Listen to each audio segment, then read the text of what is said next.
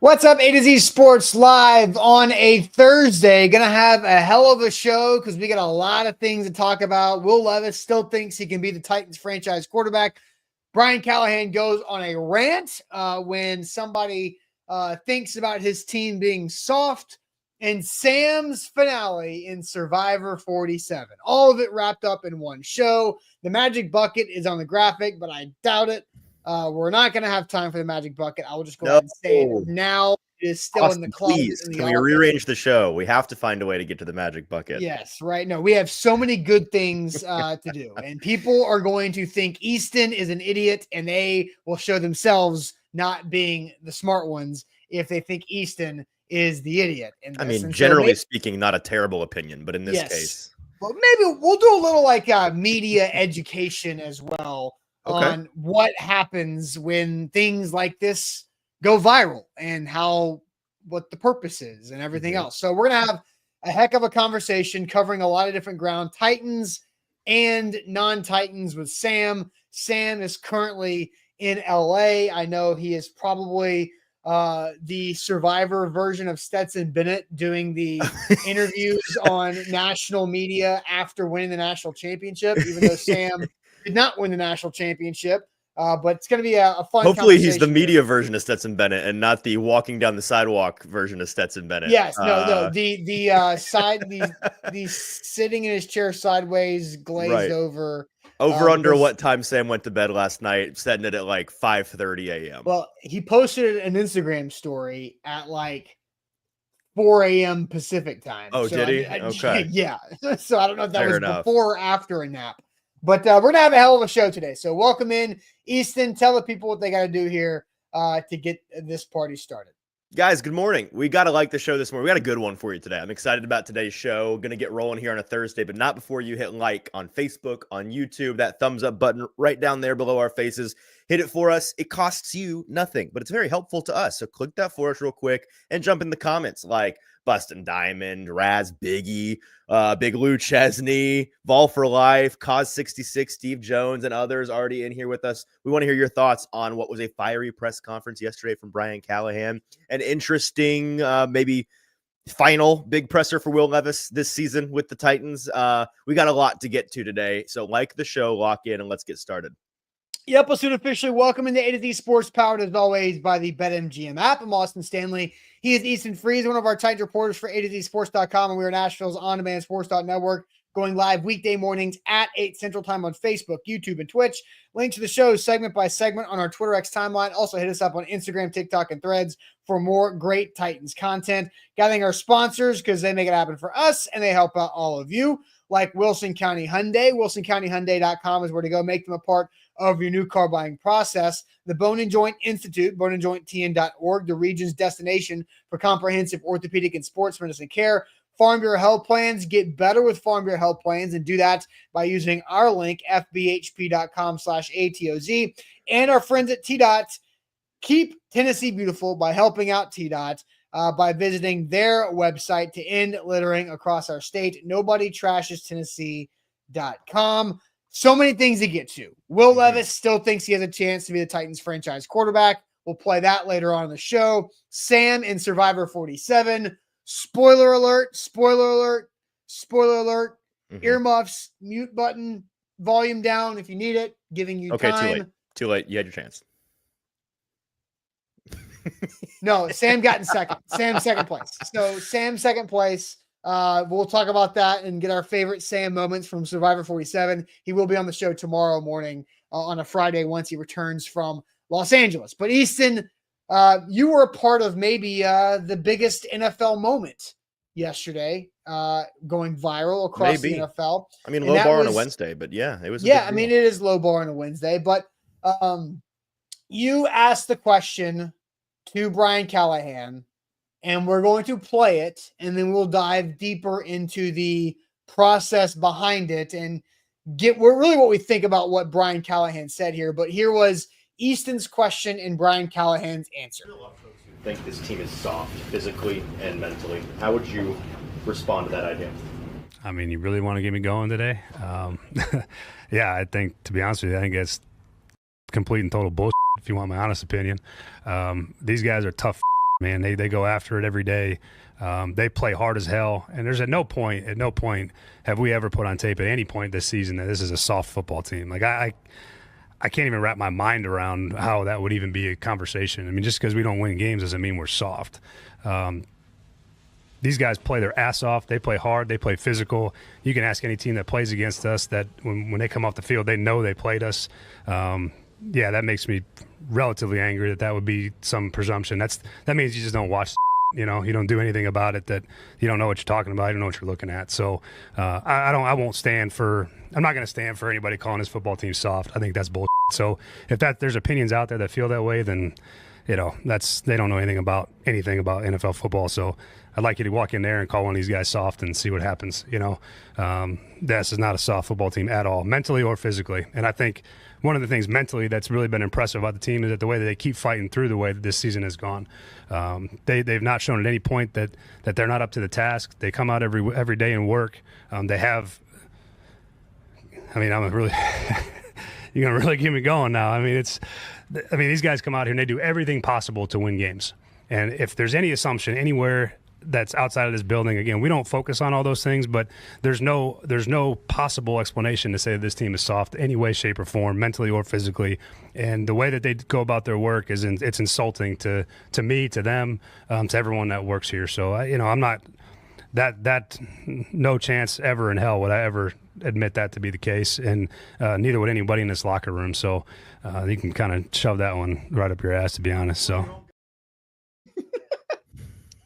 Austin, did you edit that video or did you get an edited version? I edited the video. Okay. I edited the video. They're calling you soft for the beeps this morning. Yeah, look, hey, beeps are fun sometimes. Sometimes right. I think the beeps actually land more comedic relief than the actual word itself. I agree. Sometimes look, we have sponsors. This show is on different platforms that have different rules for different words. So yes, I'm going to bleep things out when I think it's necessary. The word ass and hell and damn, whatever. I don't give a damn. But the other words, I need to bleep those things out. But the words beep, bleep, and bleepers, yes. Can't have those. Can't have those. So look, I mean, at times you can go shove that up your ass if you think that's soft for me. So I want to get, all right. So look, there's a lot of layers to this. The first one is Easton asking the question, and Yuri says, guess Callahan told you, Easton, stick it up your ass. So I think that is the most hilarious thing. Gene says, I would have loved to have seen Easton's reaction. That would have been priceless. And a lot of people thinking, Amar included, Easton's in trouble with Callie. You better not go in that locker room, Easton. They're going to put you in the locker like high school days. That part might be true. I'm afraid the locker room doesn't understand this either. A lot of people don't. And so I think this, honestly, and I want you to explain your philosophy and why you asked that question, how you asked it, and when you asked it. Because in my opinion, if I were a coach or a player, more a coach, I would try to use the media to have the opportunity to speak out.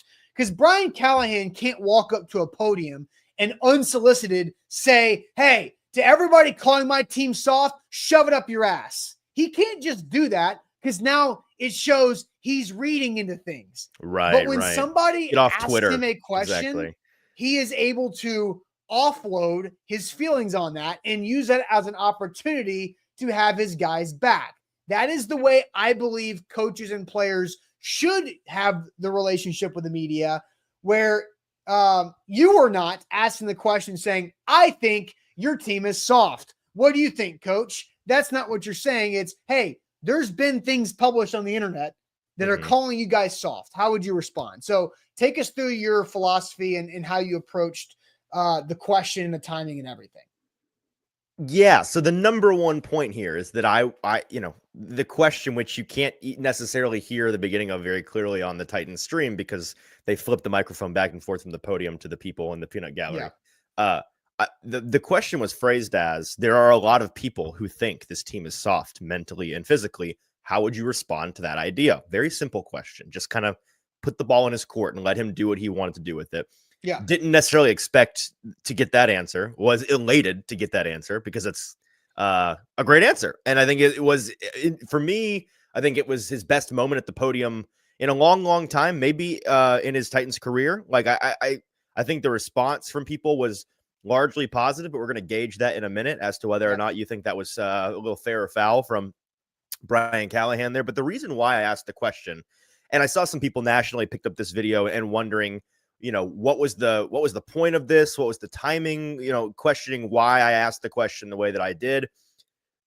Generally speaking, and I got some pushback for the way I asked it, because generally speaking, it's media, not a media no, but like lowbrow way to ask a question is people are saying, the people are saying question. Yeah. And I don't like it either. And so like, I understand that pushback entirely, to be honest with you.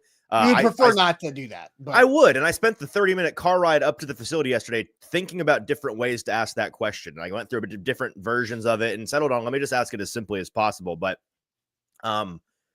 the timing of it was not random. It was based on a prominent article in the Nashville media market that ran yesterday on Paul Kaharski's website by my friend Mike Herndon. And it wasn't like the headline was Titans are soft. It was a overarching article talking about why Mike does not, he's basically making the argument that this regime maybe shouldn't be trusted to pick the next guy at quarterback and maybe shouldn't be trusted to go into year 2. Mike, that's just his opinion. He does not believe in this team, this organization right now. And so that article got a lot of run, and Mike is a very good writer. He's a very popular writer. He's a very popular personality in Titans media. And I read it, and I felt like it would be the right time to ask the question to the head coach, because Mike is far from the first or the only person I've seen espouse this opinion, right? Mm-hmm. Sometimes you get questions because, somebody in the national media, like, Connor Orr at SI, not to throw anybody in the bus, like, that writes an article and has a real hot take about your team. And so you go to the press conference and you say, so-and-so from Sports Illustrated ran a story this morning calling you blank. And that's how you phrase the question. Right. I didn't do that to Mike. One, because I didn't think it'd be fair to him, because it's not really representative of the question. I phrased it as people are saying, because in this case, genuinely, people are saying, I have seen it and heard it a million times in the last month, that they think this coach is soft, that they think the players are soft, in the wake of the Brownlee media incident in the locker room, the Simmons suffering from success moment in the locker room. There have been a million little things where I've heard and seen on Twitter and listened to radio callers on 104.5. And so I know that Mike is just loudly espousing an opinion that a lot of people have. 2, I didn't want to put him on blast because Mike is my friend. And Mike is actually the person that gave me, he's the reason I'm in sports media in the first place. I reached out to Mike 4 years ago and said, let me write something for your site for free. You don't know me. And he said, sure, why not? So I'm not going to do that to Mike. And also, when I thought about tying a person to the question, Brian Callahan, pretty decent guy. I didn't think we would necessarily get the most authentic answer if I tied somebody he didn't know and an article he hadn't read to a question, because he probably wouldn't want to be so aggressive towards something he didn't know about. So that's why, if you would have said, so Mike Herndon wrote on paulkaharski.com, as Paul's like sitting 2 seats from you, exactly about like this, and Brian probably would have said, I haven't read the article. He said, who did what, where? Okay, well, that's silly. I haven't read that, so I'm not gonna. But if it's the generalized idea that some people have an opinion that their football team is soft, then he can speak on that. So I think, because Jack is saying, Jack Watts, it was a stupid question. Go play one play and they would carry you off the field. Then you would see the obvious. Jack, you don't see the obvious here. Like, you're missing the boat. The boat left the dock and you're still on the dock wondering what time the boat was leaving. Like, that's not the point. So the idea and how I think media should work with a relationship between media members and coaches is, if there is a topic that a coach would like to speak on, how do they work together to set up an appropriate Q&A to have things on the record, to give a coach or a player an opportunity to address something in the right way. That is how I think media should operate, and it does operate that way when there's healthy relationships and respect on either side. And to go ahead and put it out there, by the way, I've had multiple people ask me, like, was that staged? Was that planned? No. It was not a fair question because if you talk to people that have been on a football beat for a long time, pretty much everyone will have a story for you about how a coach has mentioned to a reporter, like, hey, ask me about this today, because they have a personal agenda and they want to go off. And so they just need you to tee them up. That wasn't the case with this one. You should have seen, from my perspective, the look on Callahan's face because we're going to get to it in a minute. My question kind of single-handedly buried the lead of this press conference. The first 10 minutes of it was about him benching his starting quarterback, which was a big deal. And then I came in with maybe the only question in the presser that didn't have to do with Will Levis, just kind of threw a curveball at him. And the look on his face was like, where's this coming from? So yeah, not a planned thing. And as to the idea that, you can ask any question. I heard some people were calling you stupid and you don't know what you're talking about, Brian Callahan. You want to respond? Like there was context to this. There was a reason for the timing. There was a reason why I asked it the way that I asked it.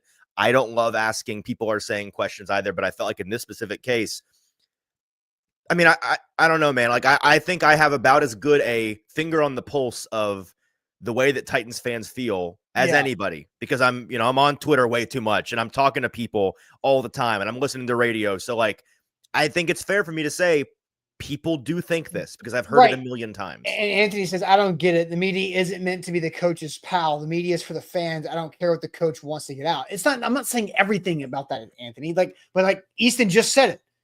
There are people in this Titans fan base that think Brian Callahan is not man enough to be an NFL head coach. Yes. That think that would trickle down and create a soft football team.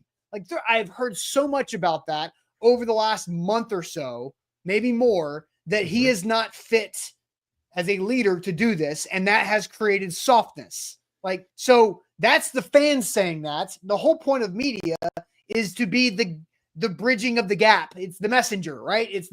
Here's the back and forth. That's the whole thing. That's right. The bottom line is that I think that in these instances, it's the media's job to, again, have a finger on the pulse of what the fans think. And when there's a strong opinion out there, I would imagine, because I'm a fan of plenty of teams, when I think something, I enjoy and I want to hear the coaches and players respond to that idea. And so if I was a fan who thought Brian Callahan, soft individual, not fit to be a head coach, not man enough, players in this locker room, soft mentally and physically, if I really felt that, I would want to hear them respond to that idea and want to see how they took that idea. And so that's that. I was just giving him an opportunity to respond. And to his credit, it's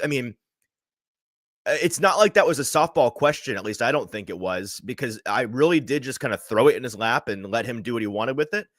And there are worlds in which he wastes it. There are worlds in which he kind of brushes off the question and stays calm and composed. And it's just like, I think that's silly. Next question. I think that he made the most of it. And, Titans PR maybe should, I don't know, give me a check or something. Cause I think I did that. I think I accidentally did him a favor Christmas yesterday. Fruit basket. Is that what you're asking for? Yeah. Can I get, I want a flower made of strawberries, please. You want a Fruit of the Month Club, the gift that keeps on giving the whole year, Clark. All right, let's go ahead and get to this.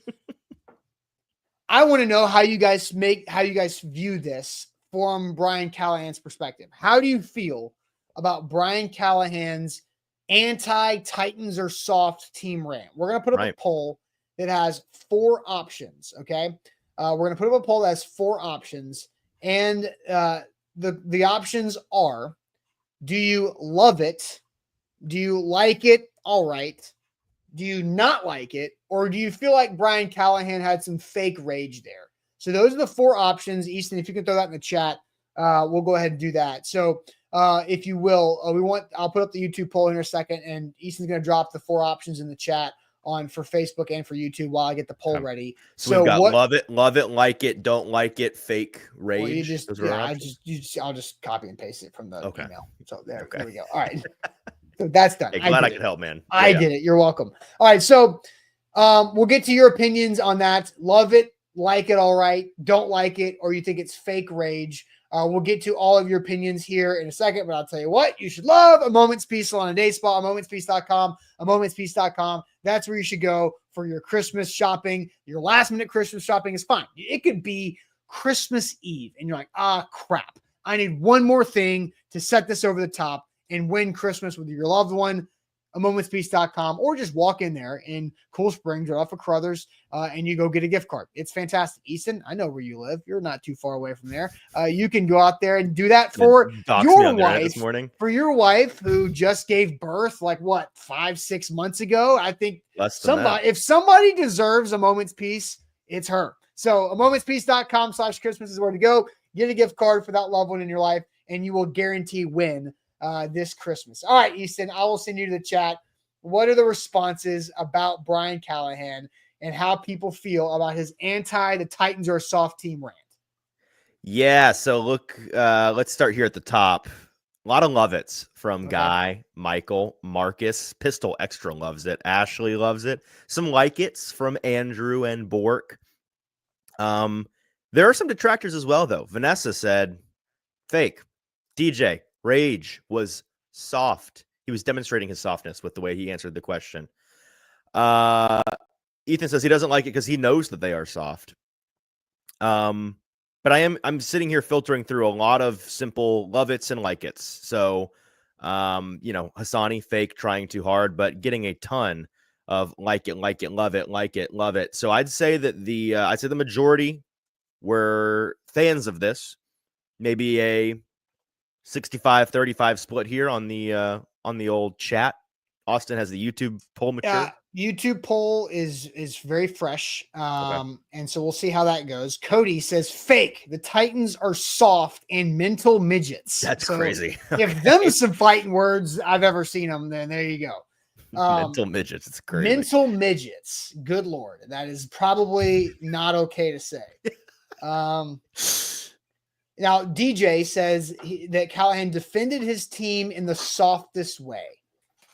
What? Steve, he's a low-key personality. A rant will come off as awkward. Kyle says, fake tough guy. X says 50-50 like it and fake rage. Some legitimate fire, but the notion is complaint on Callie as a coach. Busted Diamond says, fake rage. Guy wants to look like Vrabel so desperately. I don't think he wants to look like Vrabel at all. I think that is so not at all what he is trying to be. Generally speaking, when I replace somebody that gets fired, I don't try to emulate that guy. Yeah, I don't think Brian Callahan is trying to be the 3-time Super Bowl champion linebacker. I think he is not that at all. Jay says he is Charmin soft. And Hello Ladies just says Titans fans are worse than the team itself.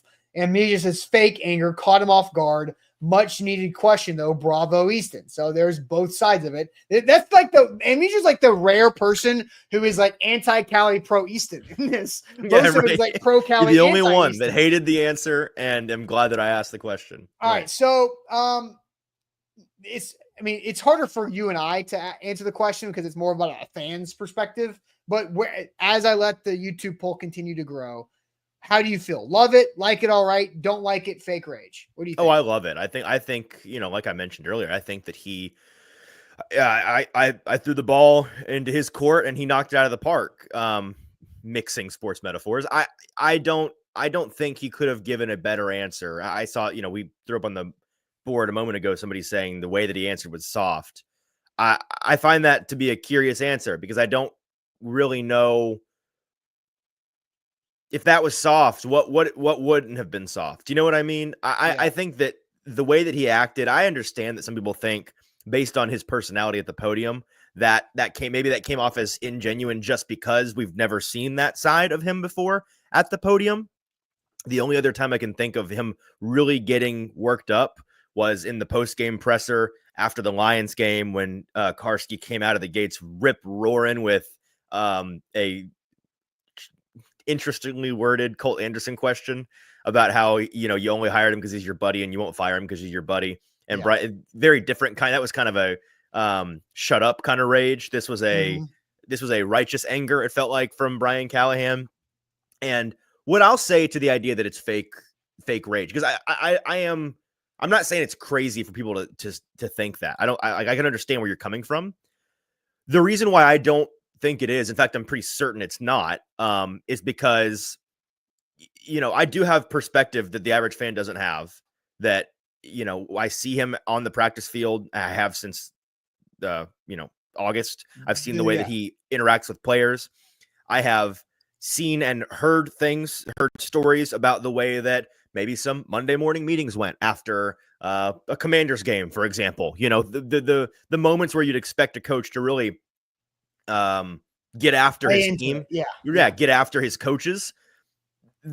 There is more than enough evidence from what I have seen and heard that what you saw from Brian Callahan at the podium yesterday was a side of him that regularly comes out, just not at the podium. I think that he's somebody that intentionally gives off an air of professionalism, an air of thoughtfulness, an air of measured analysis at the podium, and wants to come across as a strong, steadying force for his team, even when they're going through some pretty choppy waters. But behind the scenes, the way that he lays into his locker room, the way that he gets up with his locker room when things go right, the way that he gets after his coaches when things aren't satisfactory, I know for a fact that version of Brian Callahan is a regular guy at the St. Thomas Sports Park. We just don't see it at the podium. And I mentioned to him in passing about a month ago, just kind of like after a scrum, like, hey, people kind of miss the Vrabel outrage a little bit sometimes at the podium. Like, I said something along the lines of it wouldn't do you wrong to get really mad about something sometime if you're actually mad about it. And he was like, okay, I'll take that into account. And I don't know if that's what flashed through his head yesterday when he answered that question. Right. But in my head, I was thinking, wow, he finally did it. And so I think that it was good for him. I think that it was good PR. You're seeing the morning national shows run with this morning. It takes a lot for a team in the Titans position to get any attention media wise at this point in the season. And I think I have only seen positivity from people on the outside looking in at this, saying that's the kind of thing. Because here's the thing. To the people that didn't like it, I understand it. I think the situation dictates that. I'll tell you this, man. If that exact speech comes out of the mouth of Dan Campbell, it's a 100% success I was literally rate. Ty said that. If Dan Campbell said the exact same words, they wouldn't consider it soft. It'd be the rallying cry of the entire league. People would be tweeting, I'd run through a wall for this man. This guy wants, so I understand it's not Dan Campbell. It's a very different situation. It's a very different person. But I do think that on paper, the way that he responded was about as good as he could have done. Right. What about you, Austin? Yeah. So the YouTube poll, and I have some comments I want to get to. The YouTube poll, 26% fake rage, 28% like it, 42% love it, and then just 3% did not like it. So if you want to go in like the plus or minus for Callahan number split, then you've got like 70% are positive plus Brian Callahan to 30% did not like it or thought it was fake rage. Very polarizing, though, it seems. People either loved it or hated it, it seems. Well, I mean, it's 71% of people thought it was a positive event for Brian Callahan, and 29% did not. Right. So, I mean, it's a pretty good split right there. So for me, I liked it.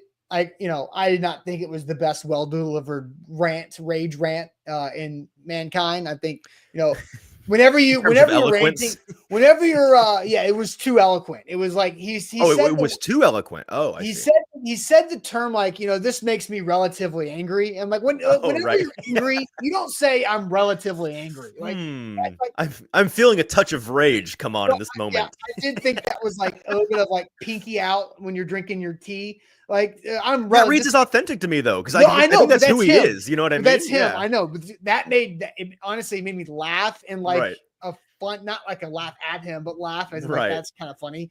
It's like this makes me relatively angry. That is pretty funny. It's just like even in this rage, he's relatively calm. So, but he did look, and Pistol Ranger said he's just properly spoken. Yeah, right. But like, I liked it. Like, I mean, I think it was good. I think it was needed. And I want to go through some comments here because Pistol Ramsey says, Easton, Coach Mack went off on this subject on 104.5 and your people's bad eyesight, LMAO. Look, Coach Mack doesn't get it. Like, I heard Coach Mack actually. I heard that segment with 3HL yesterday. Coach Mack doesn't get it. Yeah. He doesn't. And they tried to tell him that, I think, on the radio. But like that's like Coach Mack did not hear it. He did not hear. He admitted, I didn't hear it. He didn't hear the question. All he heard was somebody asked about his football team being soft, and Coach Mack said something along the lines of, if you think this team is soft, then you've never played football or thought about playing football or understand it. And that is not incorrect. Sure. But he just thought that I was calling them soft. He got the wrong question. He misplaced the direction of where he was going. So, but he did not get the media, I guess, transaction there. Right. He did not hear it. He was told about it on a live radio hit, which is a real game of telephone. So not ideal. Right. Things get mixed up. So, all right. So more comments I wanted to get to. Hit the wrong button. So more comments I want to get to on this. Gene, I guess we've been over that one already. I was the one, yes. Yes. And all right. So Jordan says, sorry, Callahan is just being insecure because basically he took it as he is soft. His coaching is soft. That's what got him upset. Who cares? Strong teams win, soft teams lose. And so Jordan, actually, I don't agree with that at all. And Brian Callahan even admitted, just because we're not winning games doesn't mean we're soft. Like, he's self-aware. He understands they're 3-11. Mm-hmm. So I just don't think that's accurate from Jordan. We were talking about this in the media room yesterday too. Would I say that they're physically, I don't think there's any reason to think this team is soft. Mentally, I think that there's a fair argument to say maybe mentally this team isn't the strongest in terms of, getting punched in the mouth in a game and not being able to respond. Like, I don't think that's a crazy line of questioning at all. And that's part of the reason why I asked the question. If it was an obvious no, I probably wouldn't have answered the question. But since there's some merit to the idea, I asked it. And would I say this team is maybe mentally soft? I wouldn't say they're mentally strong necessarily. But on the list of things wrong with this team, where does soft come in? Near the bottom? Like, I think there are a lot of things wrong.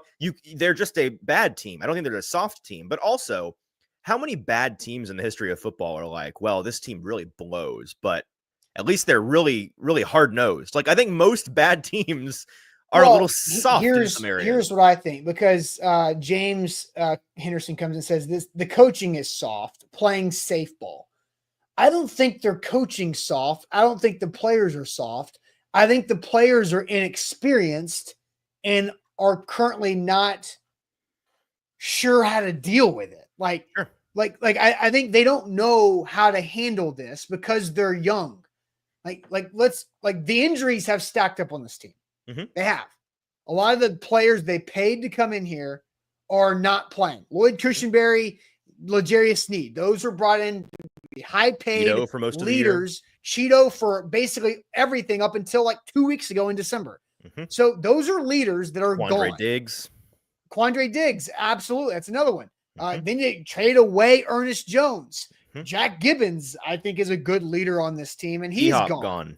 D-Hop gone. Calvin Ridley wasn't paid a bunch of money to be a leader. He was paid a bunch of money to catch touchdowns. And has that gone very well? No, it hasn't.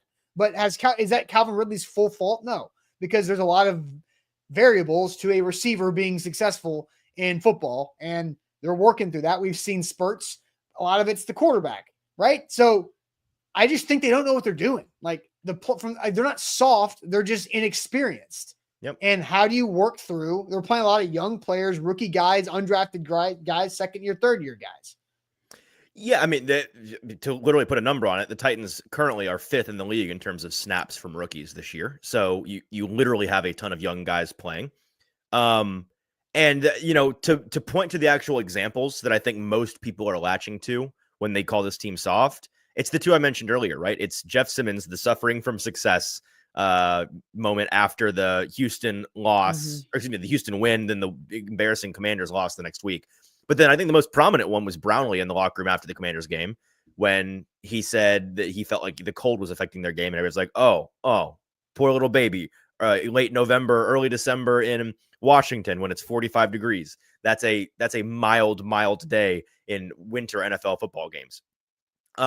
That was the follow-up question from Paul Karski after my question yesterday, and it looked like Brian Callahan wanted to throw the podium at him when he asked it. But I'm glad Paul asked it. It was the absolutely the fair follow-up question.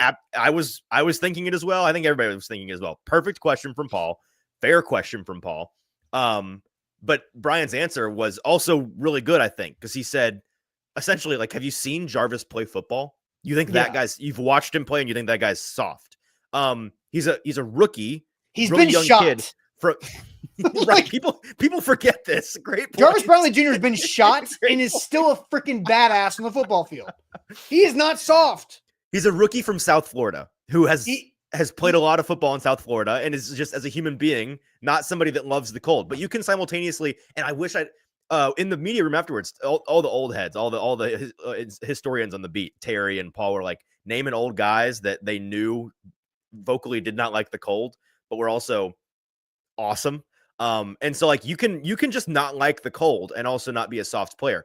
Was it a good thing to say? No. Dumb. Bad PR training from the rookie. Rookies do that. That's how that works, especially in an emotional, right after a big loss in the locker room moment. You're just kind of stream of consciousness firing from the hip. You haven't really thought it through yet. So, like, was that dumb? Yes. Is that a rookie from South Florida in a moment of vulnerability representative of the entire Titans football team? I think that's a very silly idea. I do also want to say one thing about I got one more thing on Brown. Okay. In a moment, I want to tell you my least favorite part of Callahan's answer, because I think there was one bad part. Okay. David says Brownlee's a very physical cornerback. I would say Jarvis Brownlee Jr. would be called for less penalties if he was softer. Like, just be less aggressive a little bit, not a lot of it, just a little bit. Right. And maybe there's less penalties. Right. So the thing that, and I've seen some people comment on this idea, and from Coach Mack, right? This idea that you think they're soft. You know, Callahan said in his answer, go in that locker room, call somebody soft to their face, see what happens. People in the chat saying, go out there, play one snap on the field, see what happens, see if they're soft. I hate that line of reasoning. I think it's dumb and pedantic. Like, yes, the professional NFL players would stuff all of us media geeks in a locker. Correct. Like, that's not the point. So the idea that a response to our team's not soft, well, call them soft to their face and see what happens. That part I don't love. That's not a good argument to me. I don't think that, like, it certainly didn't ruin the answer. I think he just said it because he was emotional in the moment. And then he gave a better answer about the right. But that part I think is generally dumb and people shouldn't say it. Yeah, so I mean, just kind of putting that out there. Hand raised. I told Derrick Henry to his face, thinking he would think it was funny that I didn't think he was going to be a Pro Bowl running back. You did? Yeah, I did. I heard on a certain person's radio show yesterday that was sent to me, who I will not name, but you can guess who it was because they're my least favorite person in this market. They took the question, which they liked the question, but they were like, that question honestly made me want to go into the locker room to go up to MPF and say to his face, PT, you're soft. Which I would love to watch happen. I hope that they follow through on that. Yeah, Derek didn't think I had a funny joke. He didn't enjoy that from you? No, I mean, it was rookie Derrick Henry. He was just like, I don't know, like, what do you? He was just like, okay. I was just like, okay, never mind. Not gonna buy into the bit type of guy. Okay, all right. Yeah, like some guy at parties. Yeah, cool. yeah. Okay, sweet, cool, man. But hey, guess what? Later on, Derrick Henry called himself soft, and then he ripped off a Hall of Fame career after that. How about anyway, all right, let's move forward here. Sure. Well, actually, one more, because Jake had a good comment.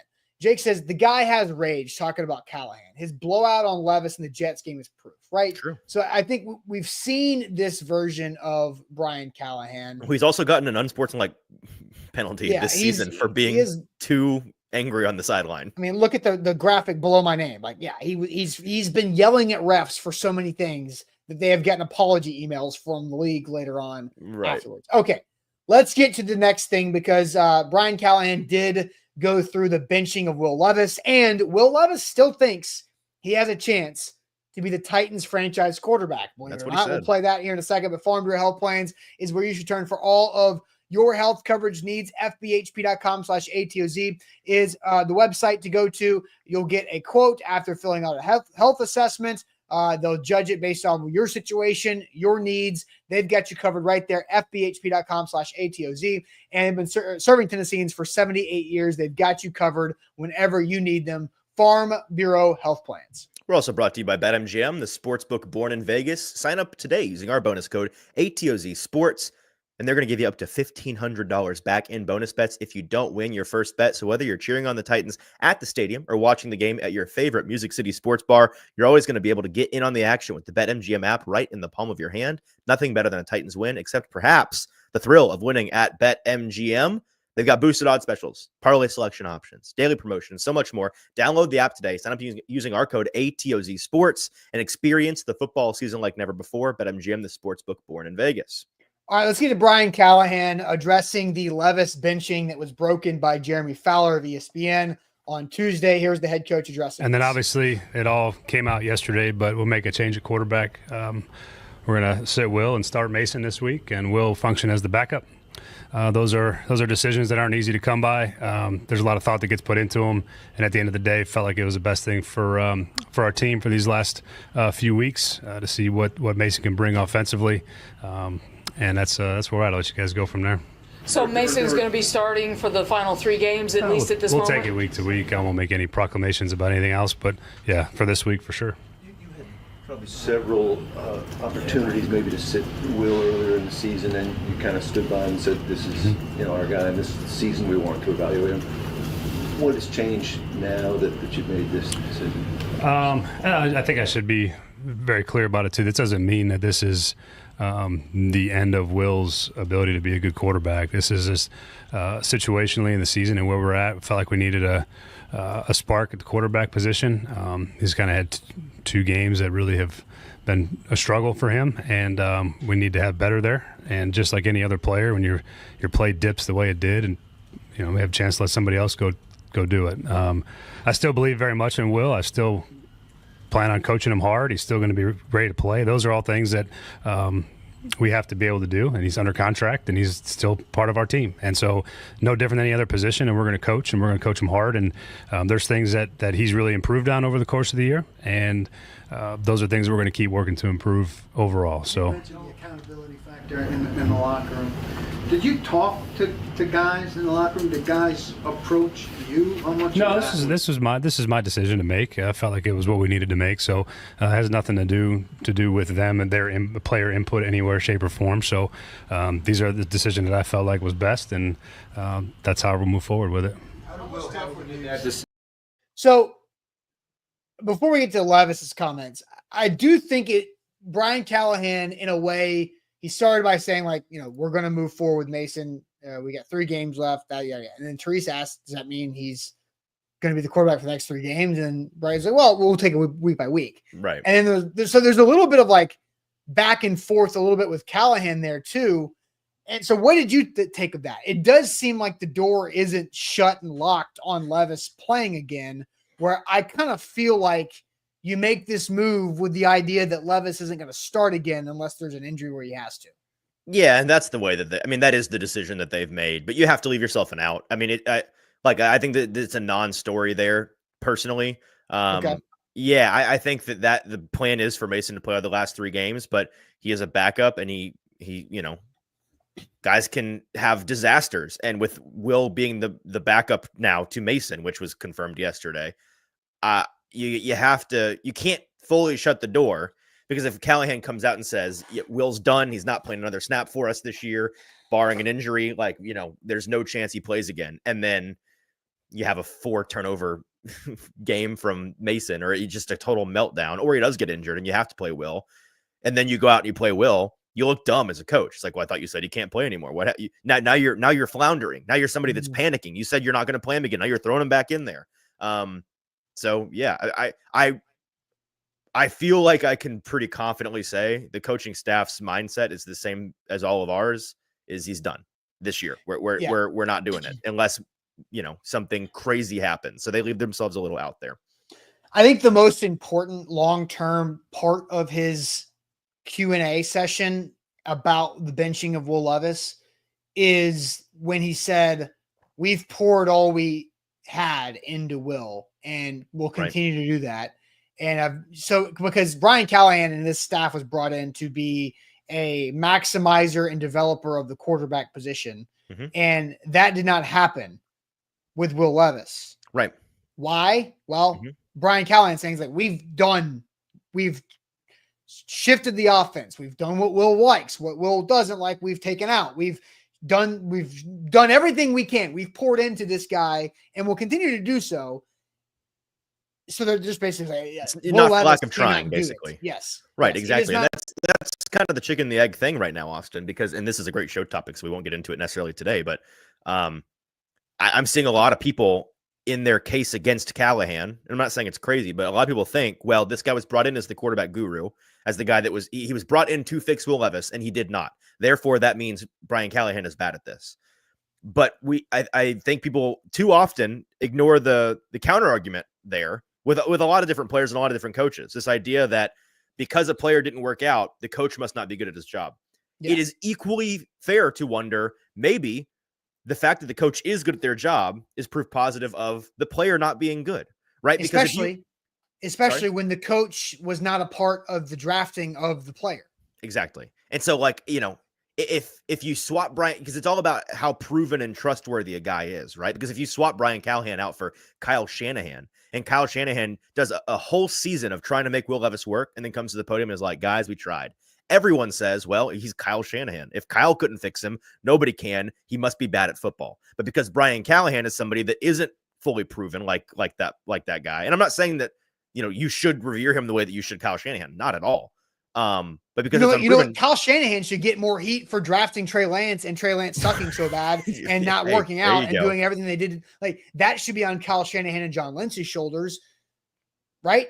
Right, because but you get Brock Purdy, nobody cares. Yeah, yes, exactly. Yes, Well, you can develop the last guy in the draft, so he must be good at this. But yeah, I think that people should definitely consider, hey, maybe this just means, because I think the same thing applies to a lot of the O-line situation this year, right? Like his dad, Bill, comes in. Legend. I mean, his reputation precedes him far more than Brian's does, right? Everybody in the league knows, oh, Billy Callahan, legend of the game. This guy, if he can't fix your O-line, nobody can. He's the doctor. And he comes in and he's like, we're going to fix NPF or whoever we're having play right tackle. And it doesn't work. I've seen some people upset, like, maybe Bill Callahan isn't as great as he's cut out to be. But I think the majority of folks are saying, well, Bill Callahan tried to make MPF work and he didn't. So that must mean MPF just stinks at football, which is the opposite of how a lot of people, I think, feel about Brian and Will Levis. So it's an interesting, I think, just consider all the options is what I'm encouraging people to do here. Yep. All right. Let's hear from Will Levis, who says he thinks he still has a chance to be this team's franchise quarterback. Here is the benched starting quarterback. Well, you talked back in training camp how eager you were to go out and prove that you could be this team's quarterback and franchise quarterback in the league.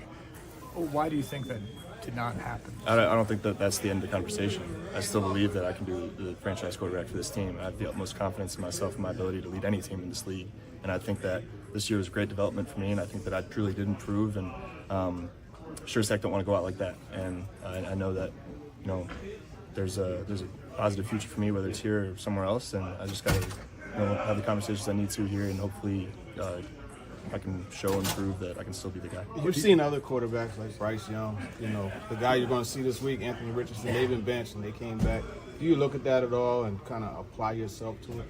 A little different with just 3 games left, but yeah, obviously, you know, I think they both did a great job of handling it the right way and keeping their heads straight and you know, staying prepared because they were able to come back and perform better than they came back, I believe. So yeah, it happens to some of the best quarterbacks in the history of this game, and you know, I remember the last time I got benched, I came back with the fury and played the best ball of my life the year after. So I see a similar thing happening for me. I don't know the last time he's been benched and the next year he came back. I don't know what that timing or what season that was. Yeah, me neither. But let's go ahead and ask this question, Easton, because I'm curious about everybody's thought. Mm-hmm. Will Levis just said that he believes it's not over, that he could still be this team's franchise quarterback. So I'm about to put up this YouTube poll and that is Will Levis's belief that he can be the Titans franchise quarterback. Is that answer a positive mindset or is it blind optimism? Is it a positive mindset, or is it blind optimism? We'll get to all of your thoughts here momentarily. I just put up that YouTube poll. I'll drop it in the Facebook chat here in a second. But first, I can tell you guys about the Bone and Joint Institute, boneandjointtn.org, the region's destination for comprehensive orthopedic and sports medicine care. When you get hurt in life, you have to know who you can turn to, who to trust, and that is the folks at the Bone and Joint Institute in Franklin. They've got you covered. The experts, the skill sets, the resources, the technology, everything right there. Boneandjointtn.org is the website to book an appointment when you need them. Boneandjointtn.org in Franklin with the Bone and Joint Institute. We're also brought to you by BetMGM, the sports book born in Vegas. Austin, Mason Rudolph at the helm for the Titans this weekend as they head to Indianapolis as 3.5-point underdogs. I think I saw somebody in the chat. Let's see. I think it was a super chat, actually, from Andre. He said, all I know is the team better not win their way out of desperately needed top talent because Easton went in and questioned their mettle and manhood. That would be unfortunate. Don't blame me for that if they win. But it would be kind of funny if they went in and started cashing people's bets over at BetMGM, where you can sign up using bonus code ATOZ Sports to get up to $1,500 back in bonus bets. So if you want to bet on Mason Rudolph and the Titans, knock yourself out over at BetMGM, the sportsbook born in Vegas. All right, so Will Levis's belief that he can still be the Titans QB, is that a positive mindset or blind optimism? Positive mindset or blind optimism? Easton, do you want to go to the chat and see what people are saying? We'll let this YouTube poll mature a little bit longer. Sure. Let's see what people are saying here. Edward says that is Stevie Wonder levels of optimism. Good mindset, but poor play. Disconnected with reality, says American Toff. Amanda says, what else is he supposed to say? Which I think is a very fair point. Do you want to pause there and think about that? What Sure. would have been, if we were in Will Levis's shoes, what is the right thing to say? Is there a better thing to say than what he did say was, well, I still think I can do this? I don't think so. Okay. I mean, you got to consider the rest of your career, right? And if other teams that are considering you as a backup or a starter or whatever, considering employing you, see that your last big press conference with your former team is talking about how you're like, I guess I just don't got it, coach. Like, that's not, you know what I mean? It's the fact that he said, I still believe I don't think that's over. Like, I'll play it again because Sure. Steve Lehman from News Channel 5 sets him up and he was like, no, I think that's wrong. Well, you talked back in training camp how eager you were to go out and prove that you could be this team's quarterback and franchise quarterback in the league. Why do you think that did not happen? I don't think that's the end of the conversation. I still believe that I can be the franchise quarterback for this team. I have the utmost confidence in myself and my ability to lead any team in this league. And I think that this year was great development for me, and I think that I truly did improve. And sure as heck don't want to go out like that. And I know that. So look, I think it's the right way to answer the question. But Right. again, is this a positive mindset? Or is he blindly optimistic for this team, for this franchise? Right. So, we can get some more questions here from the chat, I guess, or some answers rather. Blind optimism from Todd. Will has no idea how bad he is. William says it's good that he is being optimistic. So I guess blind optimism from William. Positive mindset, says Steve. At this level, you have to, which absolutely right. You have to be a relatively poorly adjusted human being and a relatively delusional human being, I think, to be an NFL quarterback. I say those both as positive as I possibly can. You just don't get to that level as a competitor unless you've got a couple screws loose. So my answer, Austin, is that it is blind optimism. I mean, in reality, he is being blind to the situation. But again, like I said, you have to be blindly optimistic. So it is actually good blind optimism from a mindset standpoint. And maybe he's just lying, who knows? Maybe behind his words, he's actually terrified and in self-questioning. And I hope not, because I think he answered that question I think he was fully confident in what he was saying. I think the way that he responded to Lehman, I think he was like, no, it's not over. I think that's how I lean as well. But you never know. But I guess my point is, it would be deeply concerning to me if you start to show the cracks there a little bit. And so I think no matter what happens from your quarterback, especially that position of all positions, you got to have them be that lunatic, be that crazy competitor that never gives up on themselves, never wavers. So it is blind optimism, and it is exactly the blind optimism that he needs to have. Okay. So you are not negatively calling it blind optimism. It's crazy. It's a crazy thing to say, But and it it's just exactly might what work. it's exactly the thing he needs to think. Okay. All right. I also think it's blind optimism because I think the goose is cooked here. Like I think and he was answering the question that was asked again. I also don't like when people that are in our position of hosting shows and talking where they're like, oh, don't, why do you say that? Well, they're answering the question. So again, answering the question, I'm not faulting him for answering the question the way that he did. I just don't think I don't think his answer is realistic. It is over here. He is not going to be the franchise quarterback. It is done. Now, his career is far from over. We've seen so many reclamation projects at quarterback over the last 3 years. Sure. That Will Levis can play for another 8 years in the NFL and make a ton of money. Oh, yeah. And change his family's life and do all that stuff. I like the guy. I don't dislike Will Levis. I think the fact of I feel bad for him because the news came out on Tuesday, hours before he was doing his event with Special Olympics Tennessee for the holidays. That sucks. But he handled it like a champion. And I appreciate that from a human level. And Austin, yesterday in the locker room, I mean, that was not it was not fun for anybody involved. Obviously not fun for him, but we all walked away, and I'm talking to Nick Suss, and I just said, that was not fun. And he said, yeah, that sucks. Because nobody hates him as a human being. He's a good guy. He's always been good to us in the media. He's always been good for our jobs and helped us out. And he did not have to speak yesterday. He could, players do this, good players that we would have positive things to say about. Dodge us all the time in the locker room. He could have been in the shower. He could have just been sitting in the bathroom behind the door. He could have gone for a lift. He could have gone home, I guess. I don't know. But he's at his locker. We all come streaming in immediately to him. And he's like, all right, let's do it. Let's knock it out. And, PR protecting him a little bit, because if they didn't cut us off, we would sit there and talk to him for all 30 minutes that we're in the locker room. But he knew that it was time to have an uncomfortable conversation about his failures. And he faced it like a champ, but it was not fun. It's not a good time. No. So the YouTube poll on this one is very split. Oh, positive mindset, 52%, blind optimism. Well, 53 now, 52. It's flipping back and forth, 53, 52. And blind optimism, 47, 48. So it's pretty equal. I think it's because the answer is it's really both, right? It's kind of both things. Yeah, but it's more of like, I think I would put your answer in the positive mindset. Mine? Bucket. Yeah. Even though you answered blind optimism, I think your reasoning behind it is positive mindset. If that makes sense. For Will, it is a positive mindset. In reality, talking about who's going to play for the Titans, it's delusional, right? Yes.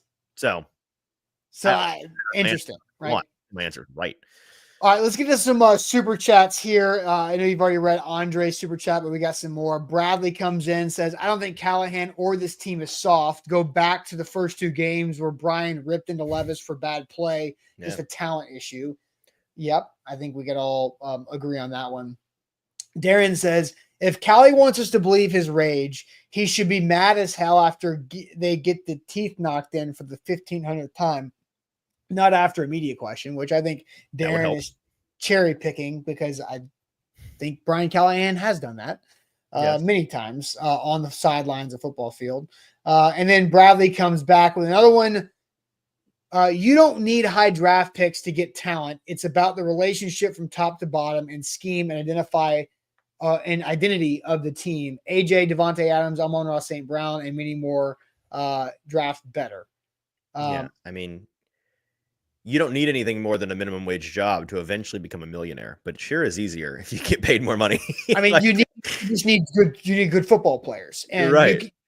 And Bradley's not wrong. You can find good football players in all rounds of the draft. And after the draft is over, you can find good football players. It's about identifying the talent and having them fit what your goal is. Mm-hmm. would Puka Nacua be Puka Nacua outside of the LA Rams? Maybe in like He'd be good, but would he be Puka? Right. Exactly. Yeah. Would he be getting 15 targets a game? No. The answer to that's no. No. Yeah. No. Some guys translate across everything. Yep. But most underrated element of the draft and the NFL is fit.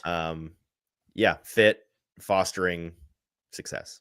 Yep, no doubt. All right, let's talk Sam, because our guy is probably laboring through some post-Survivor media availability right now. He is in Los Angeles and had the watch. Here's what I know about last night. Okay. He had the watch party, right? For the actual finale of Survivor. Sam got second place, which is just insane.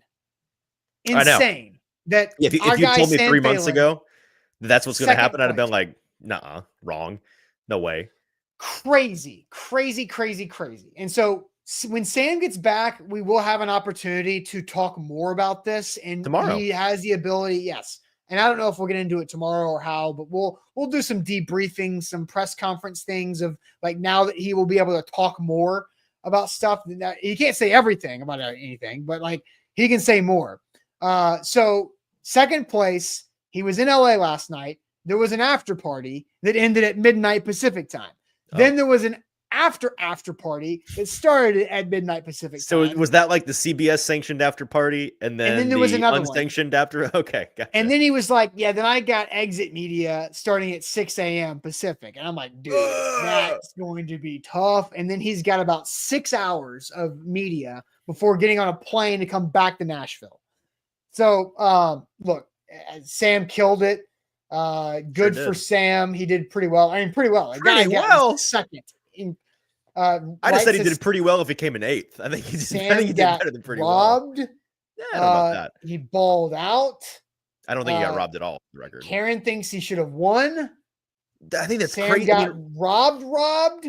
No. Rachel, I think again, I've not watched Survivor, but from what I hear and what I gather, Rachel's an all-time winner. Like, yeah, she had one of the greatest Survivor performances of all time. I think her argument was like Sam's argument last night at Tribal, strong, very strong. Would have beaten most all the other players. Rachel's argument was unimpeachable.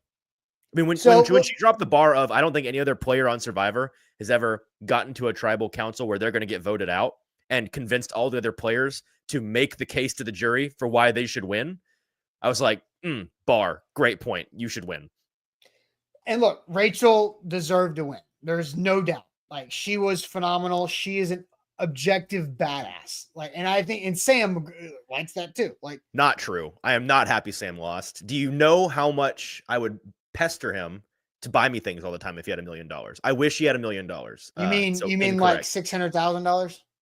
Yeah, sorry, Uncle Sam, gonna steal all your money, but still a lot of money that I'd say when we go out, it's on Sam forever now. It's like the new NIL. Like when you're quarterback, he's still won money, guys. Like that's the other thing too. Sam is coming away a richer man than when he started this. Do not worry about him. Shout out. Look, it's awesome. And I do think he represented our community and our company well. I thought he came across likable. I thought he came across respectful of people. He didn't he was competitive, but I don't think he went low at anybody. I don't think he reacted to people talking bad about him. I mean, the show consistently informed me that he was too handsome and too successful and too nice is what I kept hearing on my television screen. So we'll dive deeper into this. I want to know from you guys, like, what was your favorite Sam moment from Survivor 47? Because this was kind of fun. It's the first time I've ever watched somebody that I know and that I work with on a daily basis on live national reality TV. It's a first for me and probably a first for many of us. But what was your favorite Sam Survivor 47 moment? Real quick, T-Dot, they are trying to keep our state beautiful and clean up Tennessee with their campaign, Nobody Trashes Tennessee. Be part of the solution to end littering across our state, and that is by visiting nobodytrashestennessee.com. They could do a lot of things for us as a state. T-Dot spends so much money and resources every year to make our state clean up that litter problem. So we can all help out by going to nobodytrashestennessee.com. So All right, let's dive into some of these answers here for favorite Sam moments. Do you have one, Easton, to kick things off as comments still roll in? Yeah, I thought about this before the show. I don't know how to answer it besides the Operation Italy episode, which is the boring answer, but I feel like it's the objectively correct answer because, like, if I had to rank the individual episodes of this season, not only is Operation Italy the number one most compelling episode of television that they put out, and also like maybe ever, according to IMDb, in the 47 seasons of the show, maybe the most compelling episode they've ever put out. It's not close for me. That was I was like, for most of these episodes, like not hating at all, but like reality TV, not necessarily my thing. And so for a lot of them, I would like be doing something else. I'd be checking my phone or I'd be working on a project like with the TV on. That was the only episode where wire to wire, my butt on the couch, eyes glued to the TV, really entertaining television. So yeah, that's in terms of like hearing about the background of the story, that's the one I'm most excited to hear the nuts and bolts on, because that was awesome. Yeah, it was awesome. Bork says Operation Italy.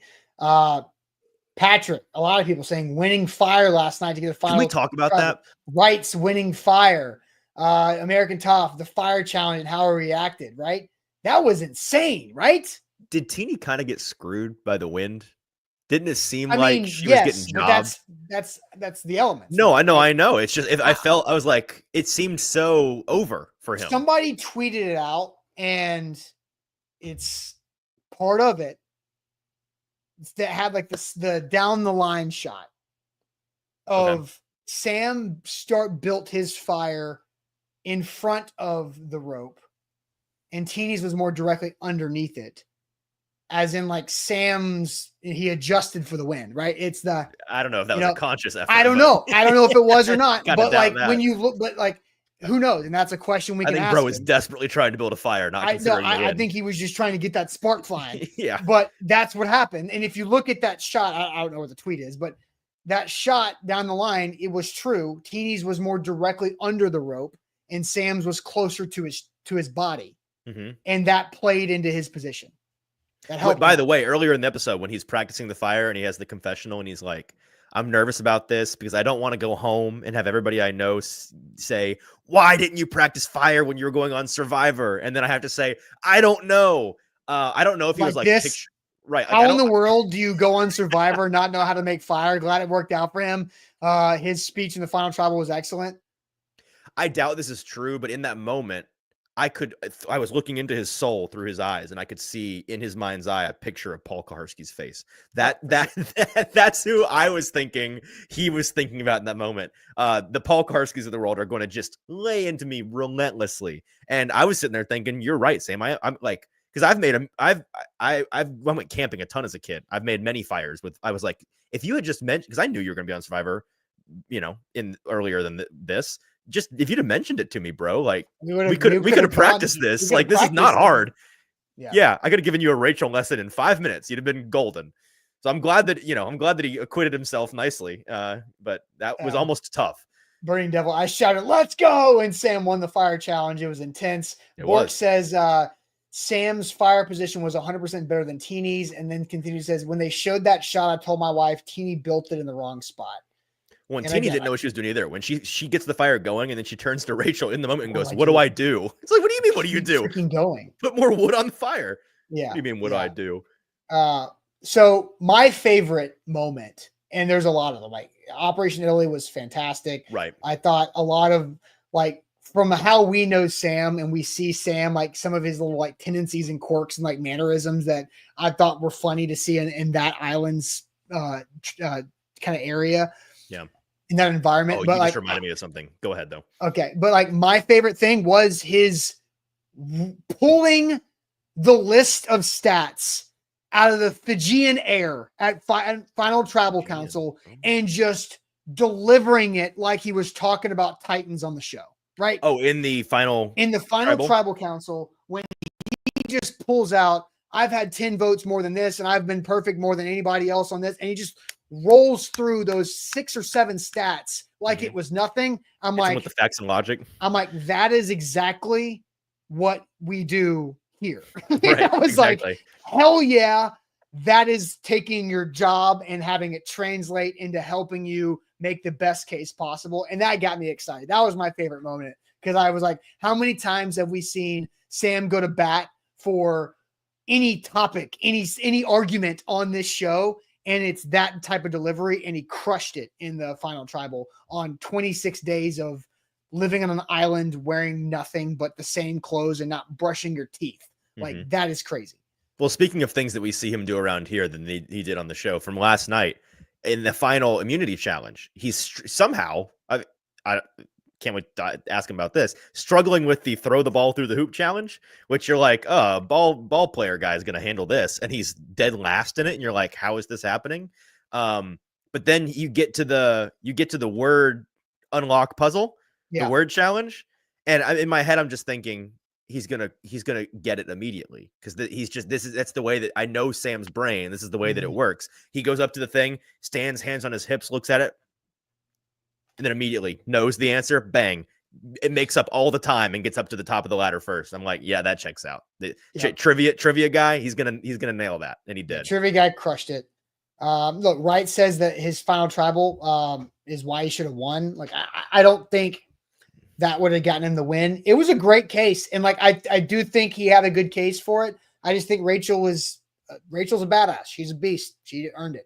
Tony says, I told my uncle him debating with Austin has prepared him for this moment. I can only hope. Let's see. Not brushing your teeth is wild. Yes, it is. It is crazy. It is crazy. Yeah. Sam will come back tomorrow on the show. We'll see how he feels. We'll see if he drops. He might still be hungover by tomorrow's show. Who knows? Yeah. But again, very pumped up. That was fun to watch him do that. And props to him for keeping his second place finish a secret the entire time. Insane. Fair question from Roy here asking if Sam had won that final immunity, do you think the jury would have voted differently? Yes. I think it's a fair question. Yes. I think he would have gotten more votes. I still don't think he really had a shot personally. Well, I think it's Rachel no longer ties the record. Right. True. That was a big part of her case. That was part of it, but also, yeah, I still think her case clears personally. I think it would have been like a 5-3 vote or something, probably. By the way, not to be a hater, but to be a hater. The funniest part of the end of the show was Sue, 1000%. Just them not showing her a lick. No, they start the questions and the jury asks every player all the questions. And for the first couple of questions, they get an answer from all three of them. And Sue has a moment where she's like, oh, I'm actually 59. Everybody's like, oh my gosh, wow. We all totally believed you that you were 47 this whole time. But then like they start asking questions and Sam and Rachel really get into their arguments. And then the editors just not only stopped playing Sue's answers, stopped showing her face. There was like a 10-minute segment of the final tribal council where they did not show the face of one of the people that is still in the running to win the game. And then they go and they do the votes. And it's like they do the preview to get you all amped up. It's like Kyle holds up his thing. Sam, oh, there's at least one vote for Sam. And then Caroline goes in there. I'm voting for Rachel. I'm so excited. Ooh, there's one vote for Rachel. Who's the one vote for Sue going to be? Nobody. I mean, we all knew that. Nobody. We all knew that. We all knew Sue was getting 0 I votes. know. It's just they did her dirty with the edit 0. even. And although did not dirty, speaking of doing them dirty, Stack says, dirty Sue. Hey, she cleaned her face up for the first time for that final tribal council. It was the cleanest I've seen her face the whole time. Did you notice that? Apparently it was soot. Apparently she was also making a bunch of fires. Apparently she was the fire person, right? Yeah. Did you see that CBS's own commercials were making fun of her sooty face? No, I did not. You know how they always have the CBS Ghosts commercials? They're watching Survivor on the screen. Yeah. And they did a bit about the Viking guy was like, I like Sue. She always so dirty. Her fair face so dirty. Tough for Sue. All right, guys, that's it. Look, Brain Devil also says Sam eating watermelon for the first time was funny. Him eating all the things, all the fruits for the first time. He tried like hilarious. 7 new foods on that show. So funny that he goes to Survivor and tries a new food. Survivor, an experience where you famously don't get to eat things. Somehow He also drank a lot of alcohol. That's what I thought all the time Low too. key drank a lot of alcohol. They Like, give you a lot of alcohol, and I was always Sam thinking, if I've drank not more- eaten something in a week, do I really want to drank- put a beer on my stomach for the first Sam time? has drank more alcohol in 26 days on an island in Survivor than I have the last 2 months combined. It's like they were trying to. We're just trying to give sauce you- them up so they can get more fun stuff out of them. Well, that's definitely part of it, but it's also like because they would always give you an option of alcohol or juice, and it's Yeah. like who's got the mental fortitude to go with the thing that's going to give you actual stamina and not hurt your body further. That's right. All right, guys, that's it for us. We'll be back. Sam will be back tomorrow. Make sure you hit that like button, like the show, like the show, like the show. Big NFL game tonight, by the way. Playoff Huge, positioning on yes. the line. Chargers, Broncos. We'll maybe bet on that. All right, guys. Appreciate it as always. We'll check you guys tomorrow morning on a Friday. Appreciate it. See you later.